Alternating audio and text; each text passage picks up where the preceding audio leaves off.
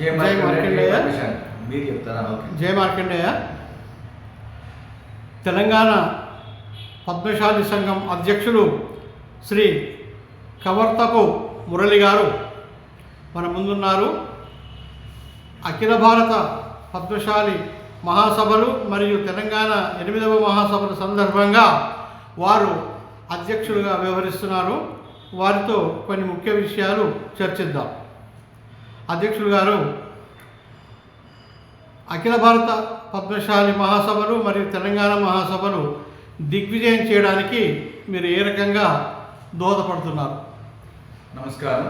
పద్మశాలి కుల బాంధవులందరూ కూడా ఏదైతే అఖిల భారత పద్మశాలి సంఘం 17వ మహాసభ, తెలంగాణ ప్రాంత పద్మశాలి సంఘం 8వ మహాసభలు ఈ నెల మార్చి 9వ తారీఖు అంటే వచ్చే ఆదివారం రోజు నాంపల్లి ఎగ్జిబిషన్ గ్రౌండ్లో ఉదయం 10 గంటలకి ప్రారంభం అవుతున్నాయి. కాబట్టి దీని సన్నాహకంగా అన్ని జిల్లాలు కూడా తిరగడం జరిగింది. 33 జిల్లాలు తిరగడం జరిగింది. అదేవిధంగా అఖిల భారత అధ్యక్ష కార్యదర్శులు మిగతా అన్ని రాష్ట్రాలు కూడా తిరగడం జరిగింది.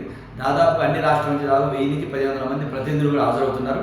ఆ ప్రతినిధుల సభ కూడా ఉంటుంది ముందు రోజు. 9వ తారీఖు మాత్రం అందరూ కూడా వేలాదిగా తరలి రావాలని చెప్పేసి ప్రతి జిల్లాలో మరి సన్నాహక సమావేశాలు ఏర్పాటు చేసి జిల్లా అధ్యక్షులు కార్యాలయాలతోటి ముఖ్య కార్యవర్గంతో మీటింగ్లు ఏర్పాటు చేసి మండలంలో కూడా ఈరోజు పోస్టర్స్ ఆవిష్కరణ జరిగింది, ప్రెస్ మీట్ పెట్టడం జరిగింది. ఇవాళ వేలాదిగా తరలి రావాలని చెప్పేసి దాదాపు 250 బస్సులు కూడా మరి ఏర్పాటు చేయడం జరిగింది.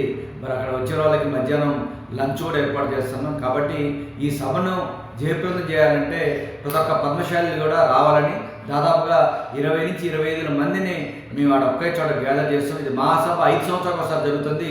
మరి అఖిల భారత పద్మశాలి సంఘం ఏర్పడి 1921లో 104 సంవత్సరాల చరిత్ర గల సంఘం ఇది.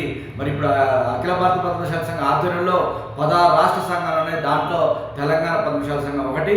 ఈ తెలంగాణ పద్మశాలి సంఘం కూడా 8వ మహాసభ ఇది. కాబట్టి ఇవన్నీ జయప్రదం చేయాలని చెప్పేసి అన్ని జిల్లాలు కూడా తిరగడం జరిగింది.